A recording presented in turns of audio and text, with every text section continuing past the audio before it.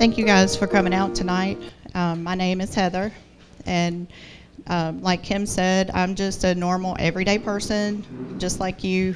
I've never written a book. I've never broken a world record, never played in the NFL, never had anybody ask for my autograph. I'm just a normal person. I try to live my life the right way. I make mistakes. Sometimes the best that I can do is not good enough. I'm just like each of you. And thanks to Jesus Christ, we are all forgiven. So I'm forgiven just like you. How many people, though, believe that God speaks to you? Anybody? That's what I'm here to talk to you about tonight. What I want you to get out of my story is that if you really listen, listen by seeing, listen by listening, and listen in your heart, you can hear God speaking to you and directing your life.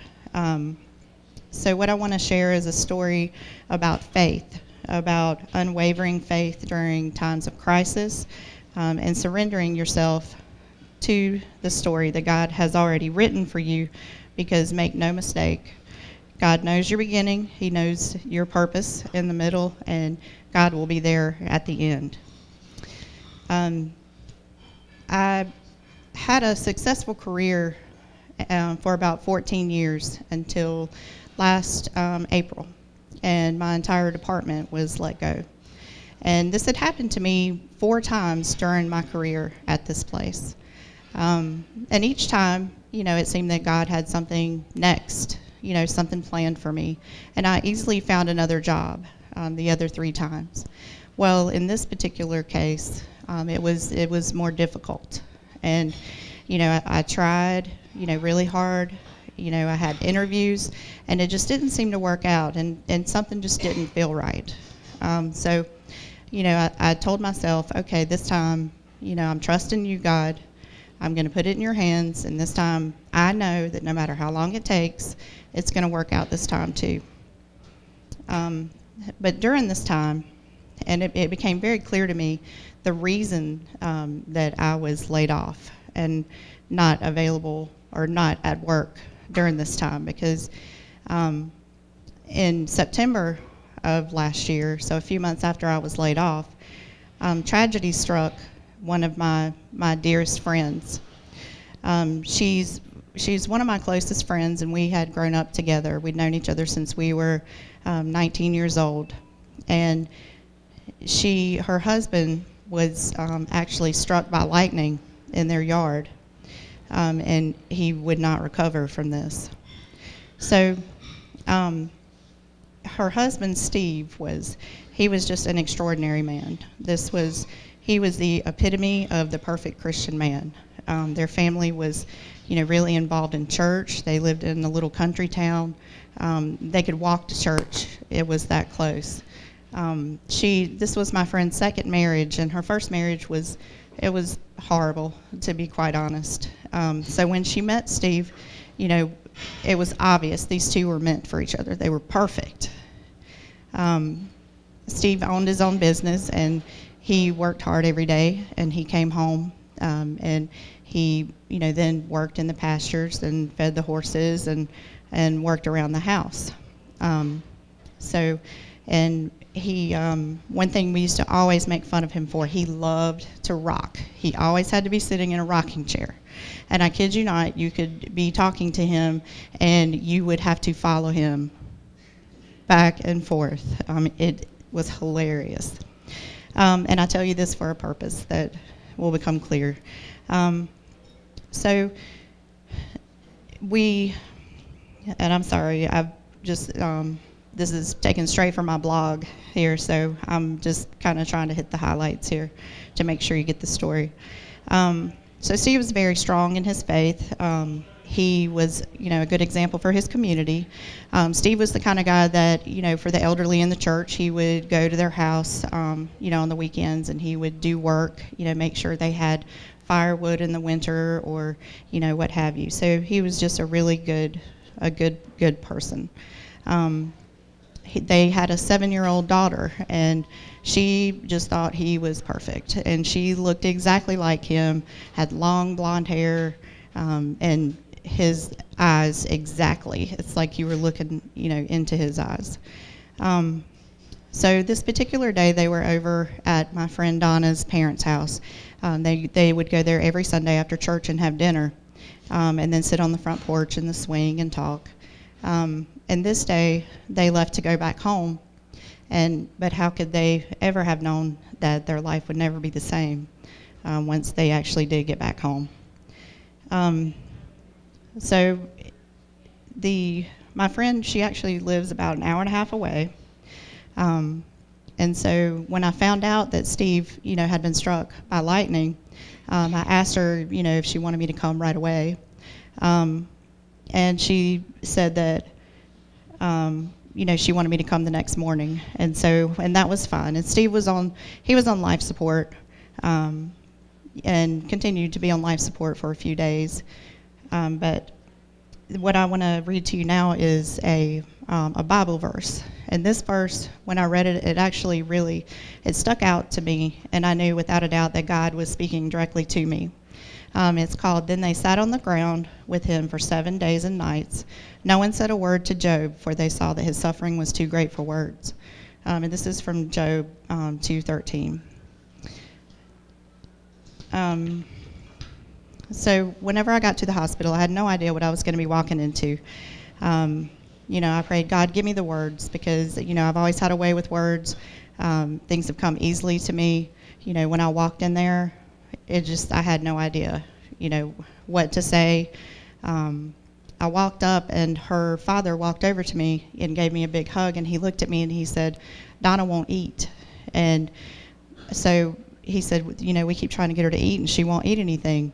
And his words were direct and simple. He said, she won't eat. But what he was really saying to me, I feel like, was, please help my little girl. So I walked into the ICU, and Steve was hooked up to a million machines. And he had never regained consciousness. But what my friend said to me was, I believe in miracles. She never stopped holding his hand or talking to him, wiping his brow. I told her when I saw that, he was unconscious, I said, we're going downstairs. You're going to eat something. And we laugh about it now, because for days I would stick a protein bar up to her mouth and say, eat. So, I got her to go downstairs and eat. And if only for a little while, her dad's burden was lessened. Our goal, I guess, my goal during that time was to be, Donna's strength, and to really be there for this family in their time of need.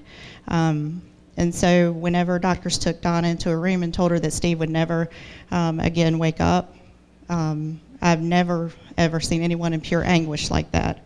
Donna was begging God, don't take him from me. And so for reasons that are too great for us to understand, she actually did lose Steve a few days later.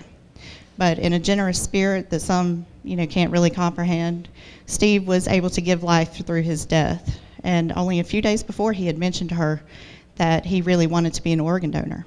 And it was almost as if he knew. And so, the surgeons were contacted, recipients were found, and Steve was kept alive until they could all get there.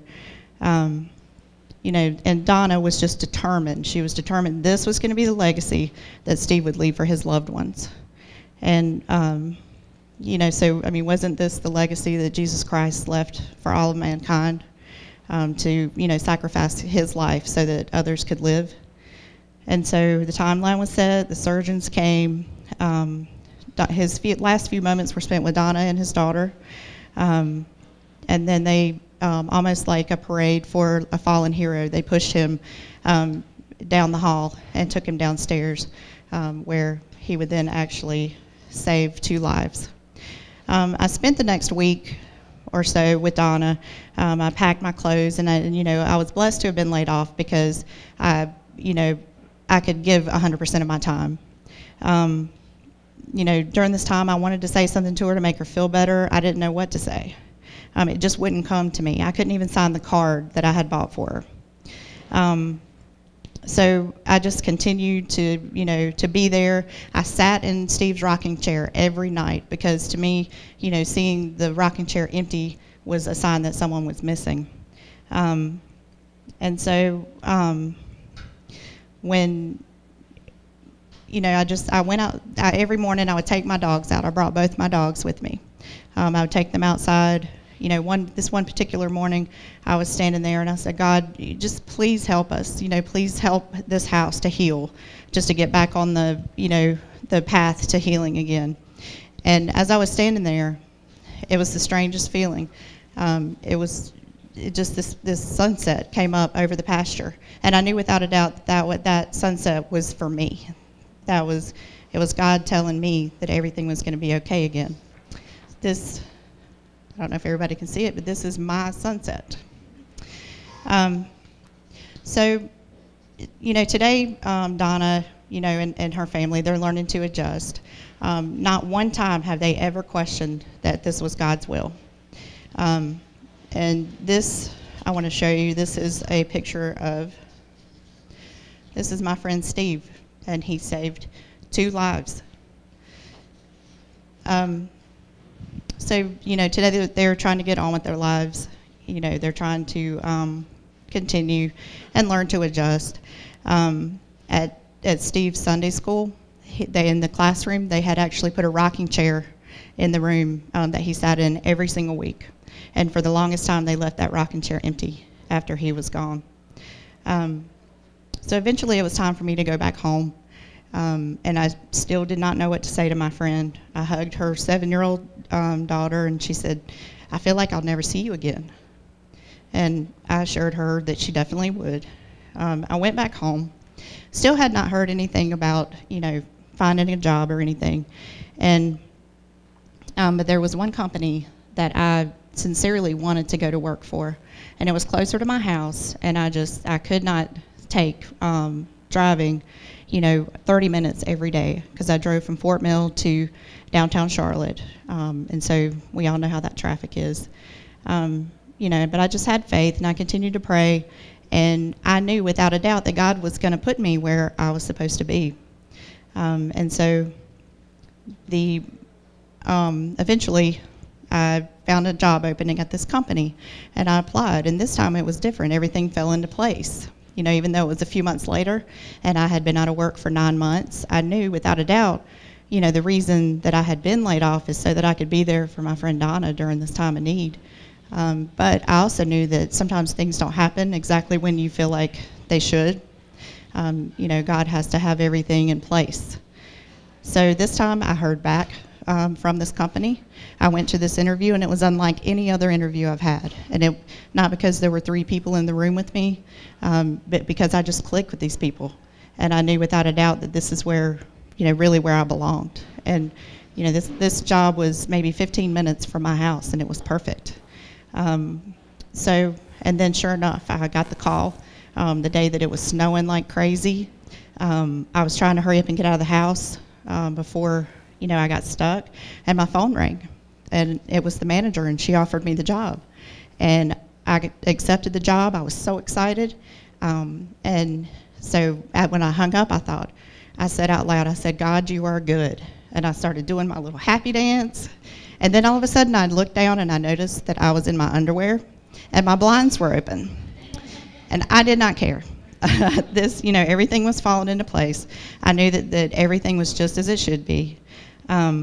So why, how can I be sure that this is what God wanted for me, and that I was really meant to be there for Donna? Well, the Bible verse that I mentioned to you, they sat on the ground with him for 7 days and nights. No one said a word to Job, for they saw his suffering was too great for words. Back at the hospital, whenever, after they took Steve down and they took the family into a room, I was the only person who sat at Donna's feet on the ground. How long did I stay at her house after the funeral? 7 days and nights. I didn't know what to say to her, so most often I didn't say a word. I was simply there. And it was clear to me that her suffering was too great for words. So just like that, I woke up and I heard clearly that God was saying to me, well done, my child, you heard my every word. So what's, the pretty little, the bow that wraps the whole entire package together, so that, I know that I was meant to be there for Donna, And even though it wasn't right away, I did wind up with the job, that I was meant to have, which I absolutely love. But the pretty little bow on the package is that my start date was actually February 18th, and that's Donna's birthday. So everything just kind of worked out perfectly. And so I guess my message to you is, I really learned that I'm not in control, but I am deeply loved by the one who is.